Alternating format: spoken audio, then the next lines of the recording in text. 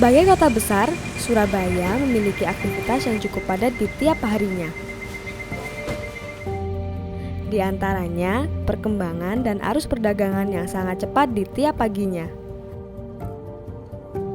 Berbicara soal kota, pasti tidak lepas dari peran masyarakat kota itu sendiri dalam melihat suatu hal. Salah satunya adalah sampah.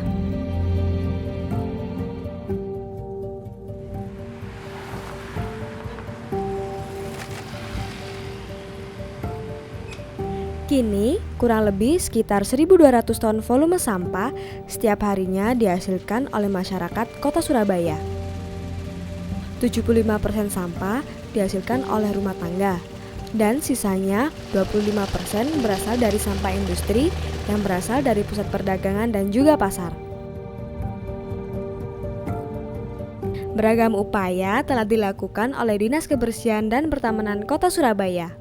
Di antaranya adalah penerapan pengelolaan sampah secara mandiri dengan model 3R, reuse, reduce, recycle di berbagai pasar. Salah satu contohnya yaitu Pasar Kayun, Pasar Tambarrejo, Pasar Wonokromo, dan Pasar Induk Osowilangun.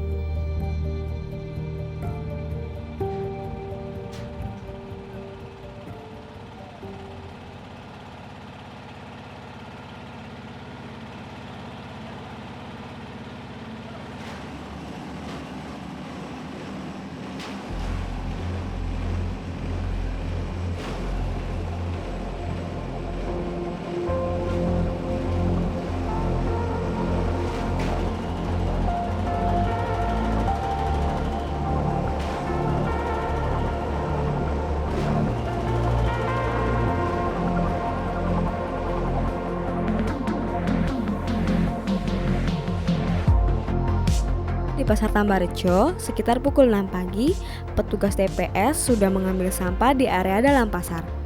Sampah yang berserakan disapu dan dimasukkan ke dalam tong sampah besar yang telah tersedia. Kebanyakan di Pasar Tambarrejo adalah sampah sisa sayur, buah, dan daging. Untuk yang non-organik, seperti botol air mineral, kaca, kayu, dan kertas. Semua dikumpulkan di TPS, lalu dipilah oleh petugas, dicacah, dan dipisahkan sesuai dengan karakteristik sampah.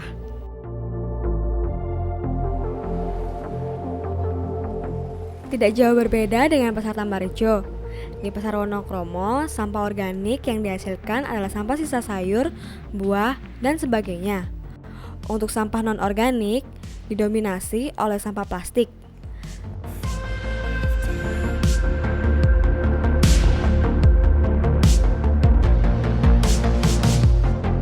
Sampah dikumpulkan di TPS, kemudian dipilah antara yang organik dan non-organik.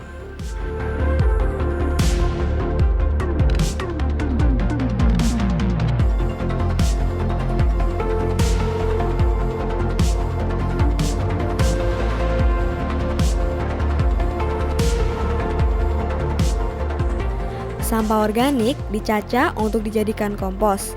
Sedangkan sampah non-organik dibedakan sesuai karakteristik sampah untuk didaur ulang.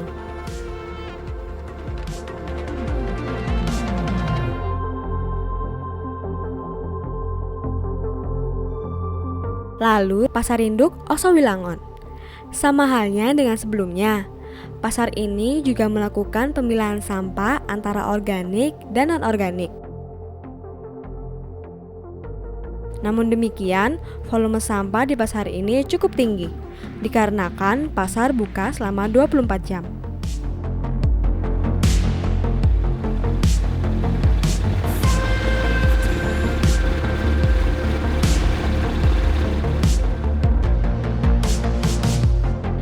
Secara keseluruhan, pada dasarnya proses masing-masing pasar sama. Semua sampah diambil, dipilah antara organik dan non-organik, kemudian dicacah dan ditimbang. Hasil pengolahan sampah organik bisa dijadikan kompos, sedangkan yang non-organik bisa diolah untuk kebutuhan lain hingga dapat menghasilkan keuntungan. Harapannya, dengan adanya program ini, bisa mengurangi jumlah atau volume sampah yang akan dibuang menuju lahan pembuangan akhir atau LPA.